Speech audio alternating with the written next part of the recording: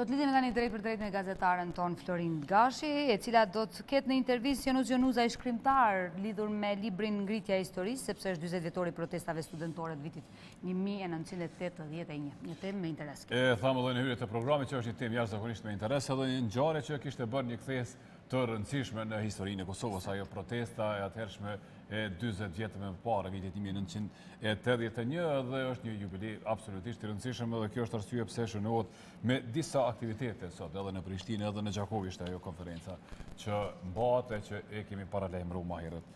Për të kthyer te Florinda, edhe sigurisht e kemi diku te ai vendi ku ka nisë protesta. Po besoj. Po besoj aty ose tek shoqata e burgosëve, tek shoqata. Te shoqata që ka po. Mirëmëngjes Florinda. Mirëmëngjesi për ju në studio dhe mirëmëngjesi për gjithë shikuesit tonë. Jam tek shoqata e të burgosërve politik edhe bashkë me mua është Januza i cili është përveç shkrimtar, ai ka përjetuar disa prej pjesëve të asaj kohe, pra në vitin 1981, pra ish i burgosur politik i asaj kohe. Ne do flasim pak edhe për përjetimet, por edhe për 40 vjetorin që është organizuar sot, për gjitha organizime që do ketë gjatë ditës së sotme. Zotri Januza, mirëmëngjesi. Mirëmëngjesi. Do e fillojna intervistën nga pjesa përjetimet e juaja. Jo ndoshta me i tregu shumë ashtu të ndihshme, sepse e dina që për publikun janë të ndihshme, por një pjesë për atyre që ju i keni përjetuar vetë në atë kohë, ndoshta edhe mosha sa keni qenë. Unë kam qenë absolvent i fakultetit të drejtësisë dhe ka qenë koha kur edukimi, shkollimi ynë ka quar deri në atë shkallë sa të ndërpritet ajo rruga e pushtimit klasik të Jugosllavisë dhe të filloj rrugtimi i lirisë. Përjetimet janë të ndryshme, të gjitha janë të rënda, por janë të kalueshme, kur mendohet se me atë rrugtim kemi arritur deri tek liria që edhe kemi synuar. So ka ndiku kjo në jetën tuaj pas lirimit nga burgu? Por njeriu i riu atëherë, siç kom qenë, nuk i llogarit shumë as vështirësitë, as pengesat dhe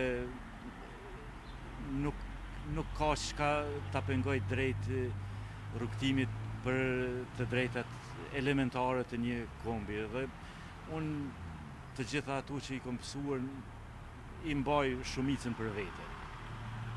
Do flasim pak për librin që e keni shkruar. Po, libri Ngritja e historisë është libër me kujtime, është i shkruar për një kohë them të gjatë, sepse nuk është lehtë të shkruhen kujtimet. Ka qenë një periudhë revolucionare, ka pasur shumë ndryshime të mëdha, edhe vetë hetimet para gjykimit, edhe gjykimi, edhe demonstratat, edhe vujtjet në përburgje Serbisë janë bukur të vështira që të rrëfehen në një libër, ta themi, me një shkurtim, sepse rrëfimet nuk mund të përshkruhen ashtu siç ndjehen. Siç ndjehen. Kanë qenë përjetimet dhe vujtjet me vite të tëra, dhe ato kur ti përmbledhesh është bukur vështirë, sepse dëshiron që lexuesi të ketë sa më mirë dhe sa më të kuptueshme. Do kalojmë tek pjesa që sot shënohet 40 vjetore e kësaj date. Na tregosh pak detajet, organizimet që janë bërë për ditën e sotme për nderit e kësaj dite? Sot është 40 vjetori i demonstratave të vitit 1981, të demonstratave të studentëve dhe më pastaj edhe të demonstratave të rinisë dhe të klasës punëtore që kanë ndodhur me 1-2 prill dhe që nuk kanë pushuar mandej edhe vite në vazhdim. Do të jetë një ekspozit me fotografi në sallën e mensës, do të jetë përurimi i librit tim Ngritja e historisë në orën 12 dhe më pastaj do të jenë rrëfimet e pjesëmarrësve të atyre demonstratave, kujtimet që i ka përjetuar secili. Do t'jenë edhe familjarët e atyre që kanë qenë? Do të ketë edhe pjesëmarrës edhe prej familjarëve dhe prej shokëve. Do dalim tek pjesa e institucioneve. Sa keni pas përkraje? Sa keni pas ndoshta një lloj ndjenje nga ata që me ushty me i harru ato përjetime që i keni përjetu jo dhe shumë të tjerë në vitin 1981? Është dallim i madh kur i kemi bërë demonstratat, atëherë institucionet e Kosovës kanë qenë të gjitha pa përjashtim kundër nesh, ndërsa sot në liri edhe për kundër vështirësive që përjeton dhe që kalon shoqëria jonë, kemi aty këtu ka përkrahje edhe nga institucionet e Kosovës, por edhe nga shoqata të ndryshme për ne ishte burgosurit politik.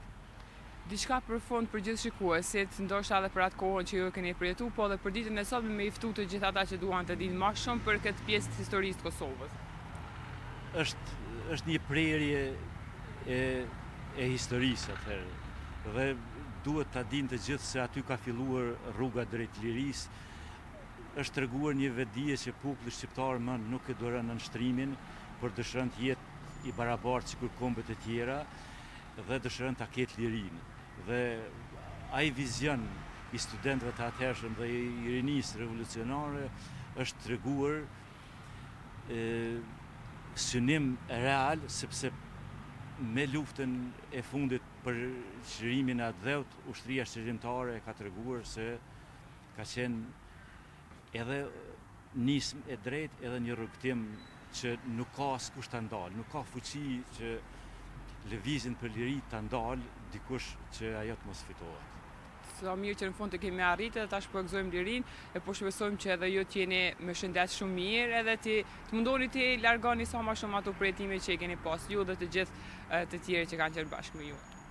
Ju faleminderit dhe ne vetëm e kemi bërë atë punën që rinia dhe populli duhet ta bëjë për vendin e vet.